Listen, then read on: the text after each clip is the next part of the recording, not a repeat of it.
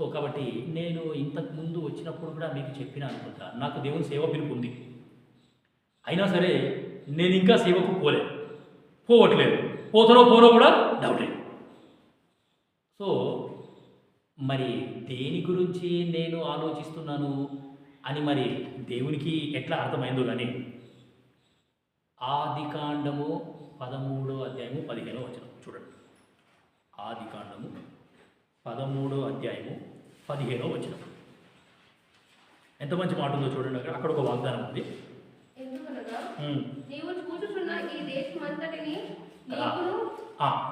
చదవండి.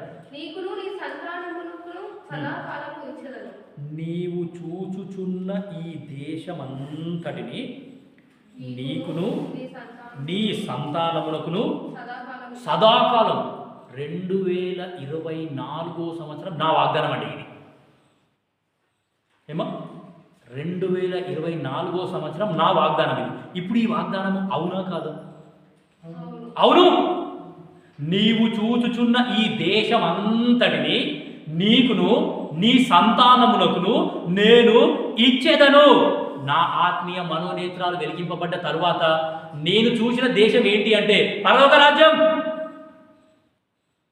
ఏమో అర్థమవుతుందా దేవుని వాక్యం? నేను ఏ దేశాన్ని చూసినాను?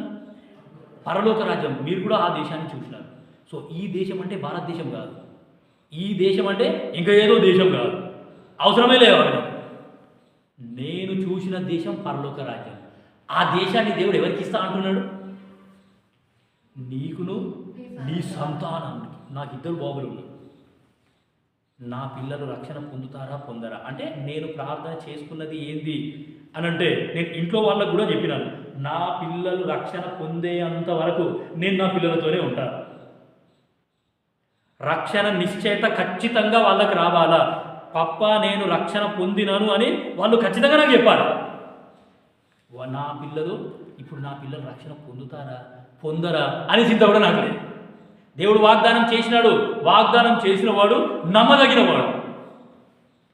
సో కాబట్టి నా పిల్లలు రక్షణ పొందుతారు. దేవుడు నా పిల్లల్ని రక్షించుకుంటాడు. నా పిల్లలు ఏమి అంటే అటువంటి భయంకరమైన స్థలానికి, లేకపోతే 2వ మరణానికి పోరు. మీకు తెలుసో తెలీదో కానీ కొడుకులని పెంచడం కష్టమా లేకపోతే కూతుర్లు పెంచడం కష్టమా అని అడిగితే కూతురు పెంచడమే చాలా కష్టమని అంటారు. అమ్మా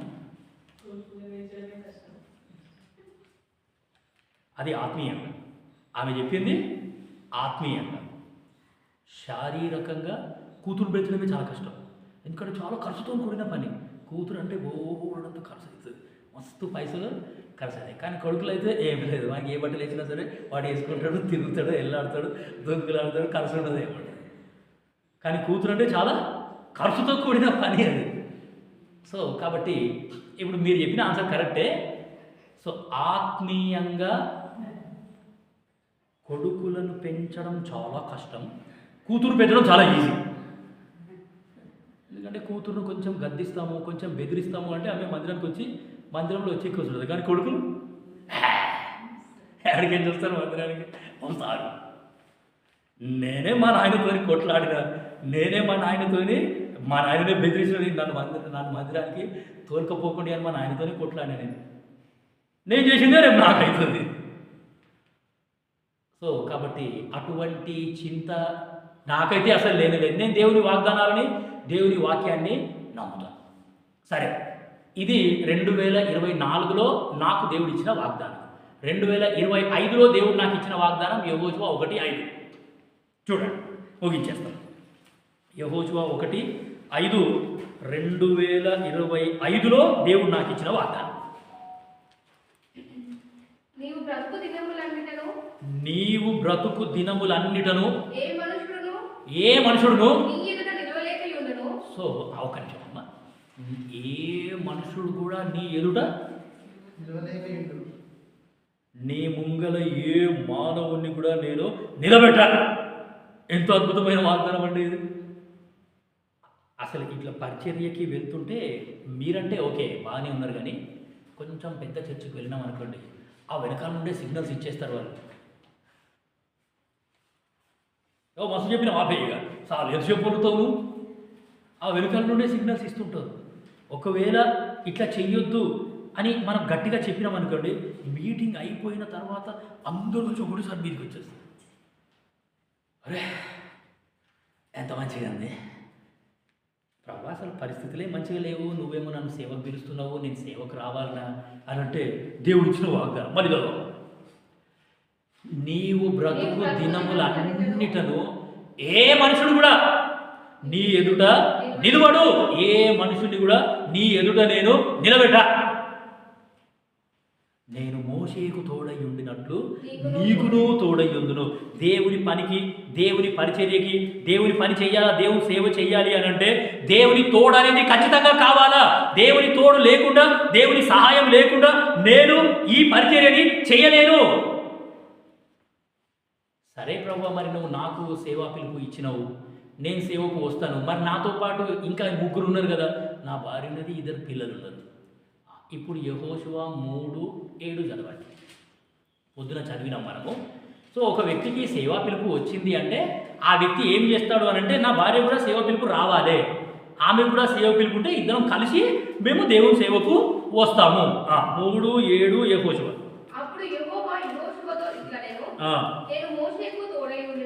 నేను మోషేకు తోడై ఉండినట్లు నీకును తోడై ఉండునని ఇశ్రాయేలీయులందరూ ఎరుగునట్లు సో ఈ సంవత్సరం నా భార్య వాగ్దానం,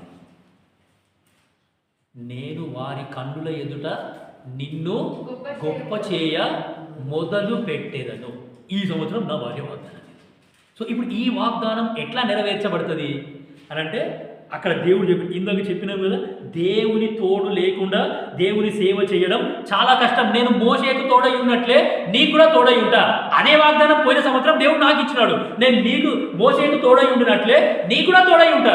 సో ఇప్పుడు నేను ఇద్దరం కలిసి ఏం చేయాలి? పిలుపు వచ్చిందా? దేవుని సేవ పిలుపు ఫస్ట్ నాకు వచ్చింది. దాని తర్వాత ఇప్పుడు ఈ సంవత్సరం ఎవరికి వచ్చింది? నా భార్య కూడా వచ్చింది.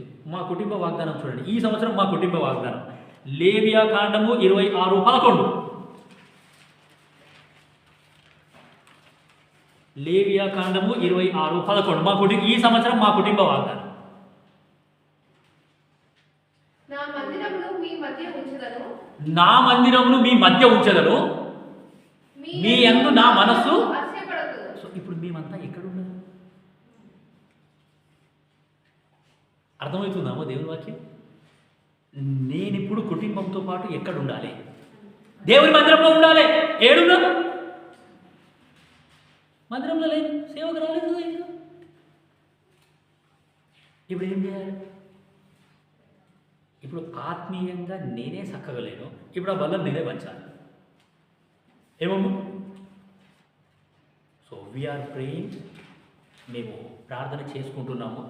ఎందుకంటే ఇప్పుడు హెబ్రోన్లో పరిస్థితులు ఎట్లున్నాయో మరి మీకు తెలుసో తెలీదో కానీ నాకైతే కొంత మటుకు తెలుసు. ఇటువంటి భయంకరమైన పరిస్థితులలో పిల్లలు ఉన్నారు, వాళ్ళు చదువుకుంటున్నారు. మరి పిల్లల చదువులు ఏమైపోవాలి? మేము సేవకు పోతే పిల్లలను తీసుకొనే పోవాలి. మరి చాలా కష్టమైన పరిస్థితులలో మనము ఉన్నాం, మనందరికీ బాగా తెలుసు. ఉన్న ఉద్యోగాన్ని వదిలిపెట్టాలి అంటే సరే, ఇప్పుడు నాకు ఎంత జీతం ఇస్తున్నారు, సేవకు పోయిన తర్వాత ప్రతి నెల నాకు అంతే ఇస్తారంటే గ్యారెంటీ ఉందా? Very very difficult. సో దేవుని సేవ అంటే మామూలు మాటలు కాదండి. సో మేము లోపడము అని కాదు. సో ఈ వాక్యాన్ని ఇంతటితో ముగించేస్తాం. సో ఎందుకు చెప్తున్నాము అంటే, ఐ నీడ్ యువర్ ప్రేయర్స్. మీ అందరి యొక్క ప్రార్థన అవసరతలు నాకు చాలా అవసరం.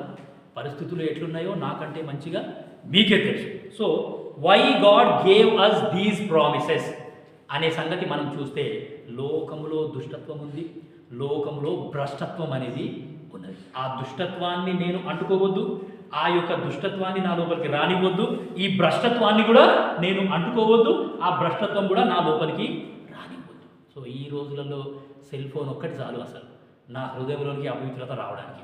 ఎక్కడా లేని చెత్తంతా ఆ సెల్ ఫోన్లోనే ఉంది. నేను మంచి విషయాలే చూస్తున్నా అని అనుకుంటున్నారు, కానీ వాళ్ళ మైండ్ మొత్తం పూర్తిగా పాడైపోతున్నారు. అందుకే దేవుడు మనకి వాగ్దానాలు ఇచ్చినాడు.